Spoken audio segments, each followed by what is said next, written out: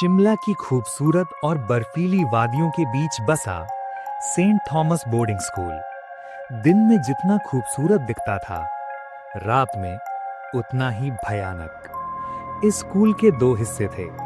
एक new wing, जहां आज भी सैकड़ों बच्चे पढ़ते हैं और हॉस्टल में रहते हैं, और दूसरा ओल्ड विंग, यानी एक 100 साल पुरानी विक्टोरियन जमाने की वो इमारत जिसे सन 1920 में हुए एक खौफनाक हादसे के बाद हमेशा के लिए सील कर दिया गया था। कहानी शुरू होती है 21 साल के आरव से।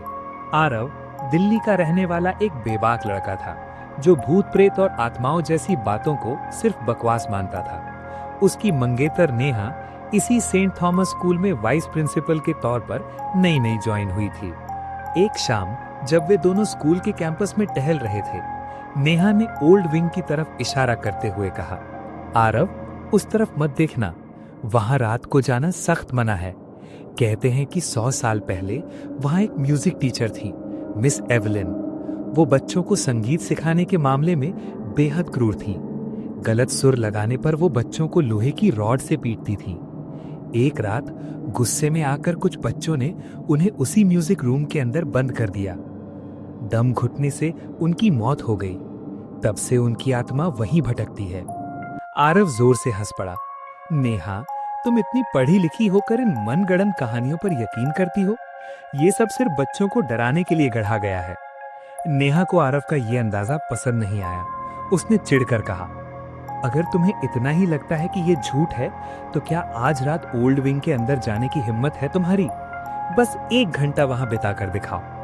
आरव ने बिना सोचे समझे चैलेंज स्वीकार कर लिया। उसने अपने चचेरे भाई कबीर को भी इस एडवेंचर में शामिल कर लिया, जो स्वभाव से काफी डरपोक था, लेकिन आरव के दबाव में मना नहीं कर पाया। रात के ठीक 12:15 बज रहे थे। शिमला में कड़ाके की ठंड थी और घना कोहरा छाया हुआ था। हाथ में 2 हैवी ड्यूटी टॉर्च लिए आरव और कबीर स्कूल की पिछली दीवार फांदकर ओल्ड विंग के कंपाउंड में पहुंचे। चारों तरफ सन्नाटा था। सिर्फ देवदार के पत्तों से टकराती हवा की सरसराहट आ रही थी। ओल्ड विंग का मुख्य दरवाजा भारी लकड़ी और लोहे की जंजीरों से जकड़ा हुआ था। आरव ने अपनी जेब से कटर निकाला और उस जंग लगी जंजीर को काटने लगा। चर्र चर्र, लोहे के कटने की ये आवाज रात के सन्नाटे में बहुत भारी लग रही थी। आरव भाई, प्लीज यार, वापस चलते हैं। मेरी रीढ़ में अजीब सी कंपन हो रही है। ऐसा लग रहा है जैसे कोई हमें उस अंधेरे में से देख रहा है। आरव ने कहा, चुप कर कबीर, बस कुछ देर की बात है। नेहा को सुबह उसकी हार का सबूत देंगे। और एक जोरदार धक्के के साथ दरवाजा खोल दिया। दरवाजा खुलते ही एक चीख जैसी आवाज हुई। अंदर कदम रखते ही हवा का तापमान अचानक बदल गया। बाहर जितनी ठंड थी, अंदर उससे कई गुना ज्यादा जमा देने वाली ठंडक थी। हवा में पुरानी लकड़ी, सीलन और सदियों पुरानी धूल की महक थी। फर्श पर उनके जूतों की आवाज गूंज रही थी। वे दोनों एक लंबी गलियारे से गुजरे। दीवारों पर लगी पुरानी पेंटिंग्स के रंग उड़ चुके थे और कुछ पेंटिंग्स में इंसानों के चेहरे इतने विकृत लग रहे थे मानो वो उन्हें ही घूर रहे हों। जैसे ही वे पहली मंजिल की सीढ़ियों के पास पहुंचे, अचानक उनकी टॉर्च की रोशनी टिमटिमाई और बंद हो गई। आरव, टॉर्च बंद हो गई। आरव ने कहा, शांत रहो, बैटरी ढीली होगी। आरव ने टॉर्च को अपने हाथ पर पटका। टॉर्च जल गई, लेकिन जो रोशनी निकली वो अब पीली और बेहद धुंधली थी। उसी पल ऊपर की मंजिल से एक आवाज गूंजी। वो किसी पुराने बेसुरे पियानो की आवाज थी। कोई बहुत ही धीमी गति से पियानो पर भारतीय शास्त्रीय संगीत के सुर बजा रहा था। आरव और कबीर के कदम वहीं रुक गए। आरव के चेहरे से भी अब मुस्कान गायब हो चुकी थी। तभी पियानो की धुन रुकी और एक बहुत ही भारी फटी हुई औरत की आवाज आई, जो पूरे कॉरिडोर में गूंज उठी। आरव भाई, ये कोई प्रैंक नहीं है, ये वही टीचर है, भागो यहां से। लेकिन आरव का अहंकार अभी भी बाकी था। उसे लगा कि शायद नेहा ने पहले से ही वहां कोई ब्लूटूथ स्पीकर छिपा रखा है। रुको कबीर, मैं इस प्रैंक को पकड़ कर रहूंगा।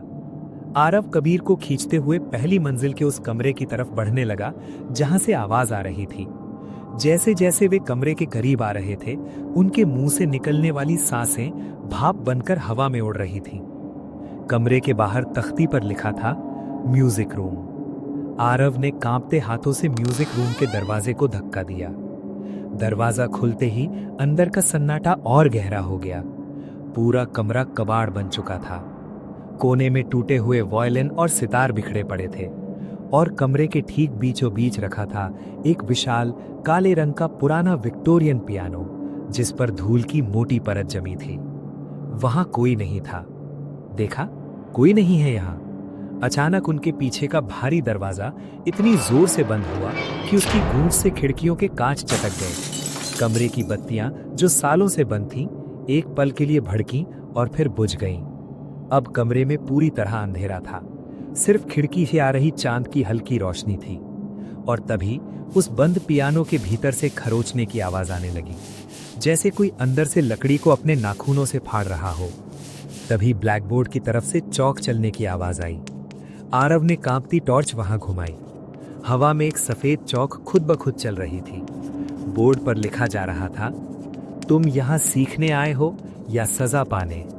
इसके तुरंत बाद हवा में एक जोरदार चाबुक की आवाज आई और हवा में से ही बच्चों के रोने, चीखने और दया की भीख मांगने की आवाजें आने लगी। आरव की रूह कांप गई। उसे समझ आ गया कि उसने कितनी बड़ी गलती कर दी है। कबीर, भागो! आरव चिल्लाया। दोनों ने मिलकर दरवाजे को कुल्हाड़ी की तरह पीटा और किसी तरह उसे खोलकर गैलरी की तरफ भागे। आरव हांफते हुए नीचे ग्राउंड फ्लोर के मेन गेट पर पहुंचा। कबीर, हम बच गए। उसने पीछे मुड़कर देखा, लेकिन पीछे कोई नहीं था। कबीर ऊपर ही छूट गया था। कबीर! तभी बाहर तेज आंधी के साथ बिजली कड़की। बिजली की कौंध में आरव ने ऊपर देखा। फर्स्ट फ्लोर के म्यूजिक रूम की खिड़की पर कबीर खड़ा था। वो पागलों की तरह खिड़की के कांच को पीट रहा था। उसका मुंह खुला था जैसे वो चिल्ला रहा हो, लेकिन बाहर एक भी आवाज नहीं आ रही थी। आरव अपने भाई को अकेला नहीं छोड़ सकता था। वो दोबारा हिम्मत जुटाकर सीढ़ियों से ऊपर की तरफ भागा। जब वो दोबारा म्यूजिक रूम में घुसा तो अंदर का नजारा देखकर उसके पैर कांपने लगे। कबीर जमीन पर बैठा था। उसकी आंखें खुली थीं, लेकिन उनमें कोई चमक नहीं थी। वो हवा में अपनी उंगलियां ऐसे चला रहा था मानो पियानो बजा रहा हो, और उसके मुंह से लगातार एक ही धुन निकल रही थी। उसके ठीक पीछे एक साया खड़ा था, एक औरत जिसने 100 साल पुराना सफेद गाउन पहना था, जो कीचड़ और खून से सना था। उसके बाल बिखरे हुए थे, चेहरा पूरी तरह सड़ चुका था और आंखें बिल्कुल सफेद थीं। उसके हाथ में लोहे की एक नुकीली रॉड थी। उसने अपनी भयानक गर्दन आरव की तरफ घुमाई और उसकी सड़ी हुई उंगलियों ने आरव की तरफ इशारा किया। वो हवा में तैरती हुई आरव की तरफ बढ़ी। आरव चिल्लाया और पीछे की तरफ भागा, लेकिन सीढ़ियों पर उसका पैर फिसला और वो सिर के बल नीचे गिरकर बेहोश हो गया। अगली सुबह जब आरव की आंख खुली तो वो स्कूल के अस्पताल में था। नेहा उसके पास बैठी रो रही थी। आरव, तुम ठीक तो हो? तुम अंदर क्यों गए? आरव ने कांपते हुए कहा। कबीर कहाँ है? वो ऊपर म्यूजिक रूम में फंस गया है। नेहा ने चौंक कर आरव को देखा और कहा, आरव, तुम क्या कह रहे हो? कबीर तो कल रात दिल्ली से शिमला आया ही नहीं। उसकी ट्रेन छूट गई थी। उसने रात को मुझे फोन करके बताया था। तुम ओल्ड विंग के अंदर अकेले गई थे। आरव के पैरों तले जमीन खिसक गई। तो फिर रात भर उसके साथ जो चल रहा था वो कबीर नहीं, बल्कि उसी टीचर का फैलाया हुआ एक जाल, यानी एक छलावा था जो आरव को अंदर खींचना चाहती थी। आज भी सेंट थॉमस स्कूल की उस ओल्ड विंग से रात के ठीक 2 बजे पियानो के सुर और बच्चों के रोने की आवाजें आती हैं। आरव अब ठीक है, लेकिन वो कभी उस रात के खौफ को भूल नहीं पाया। अगर आपको ये कहानी पसंद आई हो और आप आगे भी ऐसी कहानियां देखना चाहते हो तो हमारे चैनल को फौरन सब्सक्राइब कर लें।